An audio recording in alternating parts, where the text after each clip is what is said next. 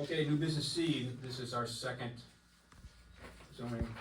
This relates Position? to, sorry, Go ahead. this relates to 1587 Farmington Ave, and it's a variance to allow landscaping business with outdoor storage and 4 employees as part of a home occupation at that location. And do we have any recommendations one way or another on this one, Michelle? I don't believe we do, but, I know Paul mentioned that if it's something that the zoning hearing board would permit, he would recommend that they attach conditions to it, like a buffer zone to other properties. The difference between this one and the previous one is part of this property is located in the retail office district, so it's not strictly residential property. It's a mix of residential and retail office. Okay, so we can either refer this right to the zoning hearing board or give a recommendation one way or another. What do you guys wanna do? I would say send it to the zoning hearing board, but I did look them up, and they look to be a very reputable company offering a lot of services that could be beneficial to the township even. And I actually figured it out, what they do, you know, snow plowing's one of them. So this one is, it's already going to go to the zoning hearing board, so Okay. whether you want to support Support it, it. stay neutral, usually stay neutral, Okay. or oppose it, like we just did the prior one, so All right. this one doesn't have the history like the prior one, so. I think I would approve it with the restrictions. I agree, Hank, And, prove it it's with the only, restrictions. okay, and so Paul Lamb's gonna recommend that when he goes, is that correct? I don't know if he goes. He doesn't go unless you authorize him to go. So if you, so typically, the zoning officer does not attend the zoning hearings, but if you would like him to attend to provide his feedback on conditions, should they grant the approval, you can certainly do that. Right?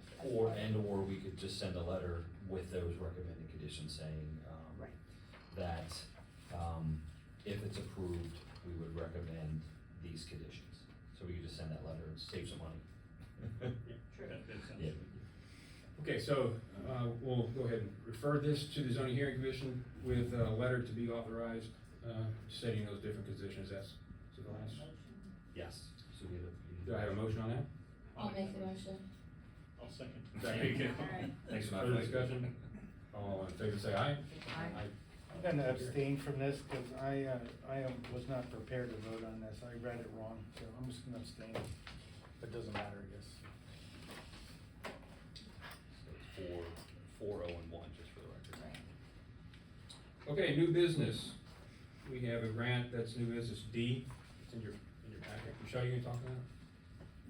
So, previously, the Open Space Committee had recommended that we submit for a grant for a trail connection study. We did apply for that grant and it was denied. So we are now found, the same grant, well, through the same agency. So it's a Pottstown Area Health and Wellness Foundation grant for a trail study. The reason it has to come back to the board is because there is a 50% match, which if you give me a minute, I'll tell you what that is. I think it's a little over 15,000. 15,000. Yeah, it's 15,000. So that is why it's coming back to the board, because there is a $15,000 match should we get approved for the grant. So you're authorizing the grant application to Pottstown Health and Wellness for a trail connection study. When will we know, when do you hear when the grants are released, the winners? So we wouldn't hear, we would just be applying for this one, so we wouldn't hear till next year. But Next what year. we would do just in the interim is budget the match just in the event that we do get it. Okay. Those are long lead times on those grant applications from that, in my experience. They don't always report the awards when we're told they will, so that's why it's Oh, hard to no, tell I you know what's that. gonna. Yeah, They could no, promise I you in know June, that. you don't hear about it till October, so. Sure, no, It'll be next I year. understand that. Yep. I just didn't know how far out they went.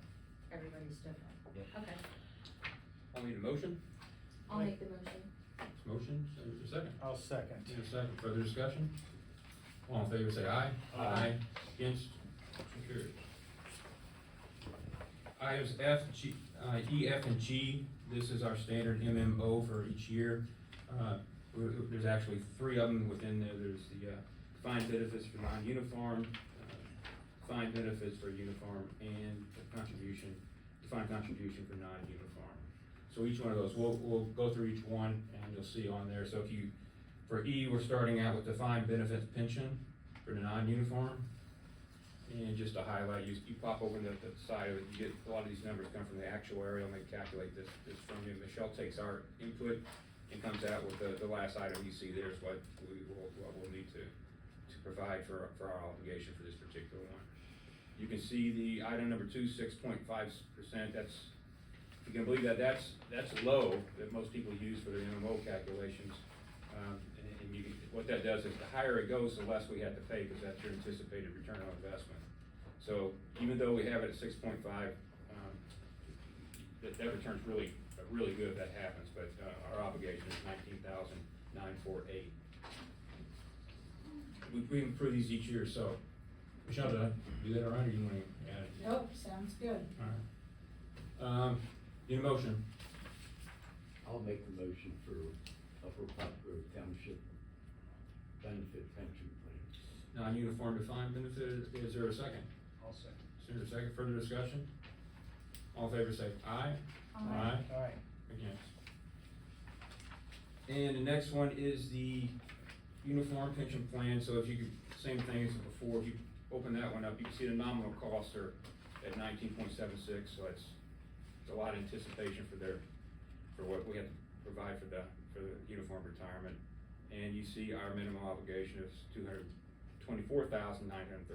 What that does, again, what we're doing here is anticipating what we had to pay out when these folks retire. So it's a calculation that the numbers that we pay the actuarials go into and come up with these as well. Need a motion on that? I'll make that motion. Is there a second? I'll second. Second, further Just to discussion? clarify, Trace, the amount's 224, 831. Yeah, 831, okay. I didn't want to put too much in there, right? All in favor say aye. Aye. Against? Motion carries. The last one is the non-uniform defined contribution plan. So this is, if you look, the actuarial computations don't go into, this one is delegate. You can see the matching for us is 5%. This is what most corporate America's going to, because it's sustainable.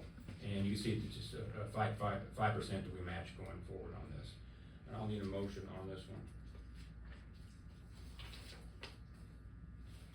I'll make that motion. Hearing a motion, is there a second?